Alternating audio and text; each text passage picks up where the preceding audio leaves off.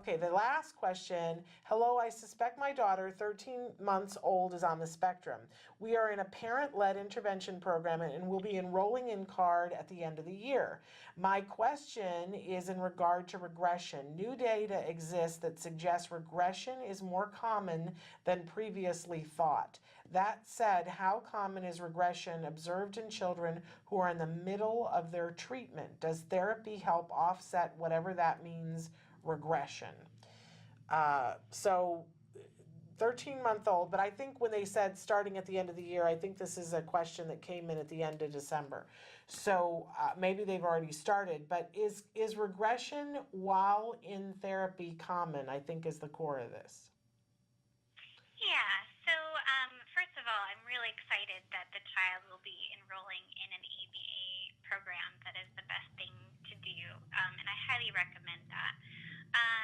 In regards to regression, approximately 1/3 of children diagnosed with autism experience or reportedly lose skills within the first 3 years of life. So, and unfortunately, the exact cause of that is unknown at this time. In regards to ABA and regression in ABA, first of all, ABA is proven to increase skill progression and acquisition. So in turn, if you are actively working on teaching skills, it's less likely or may lead to a reduced chance of regression. And sometimes we do experience potential regression in a treatment program, which could be, again, due to a variety of different factors. So one, we would want to make sure that, maintenance procedures are in place in the program. So that means that we have a plan to practice skills that are taught continuously and in the natural environment so that they're maintained. Children and, essentially all individuals lose skills that they don't actively practice on a daily basis.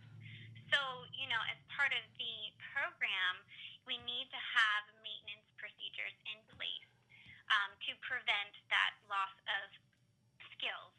So the second part of it, too, is ensuring that you have generalization procedures in place so that you are teaching skills across different environments or settings, such as the home environment, the school environment, the community environment, and you're also teaching them with different people. So, the skill is being taught with the behavior technician in a structured ABA setting, but it's also being taught, in a natural setting with the parent. Additionally, you want to make sure that you're using different materials when you're teaching a skill so that they don't learn this just one way to do the skill. So that's something to consider as well. So in summary, it would be important to have maintenance and generalization procedures in place to prevent regression in the first place. Thank you so much. My son regressed into autism, and when we started ABA, I was so grateful that we were starting to get him caught up, but I never ever could get over the fear that he was going to regress again.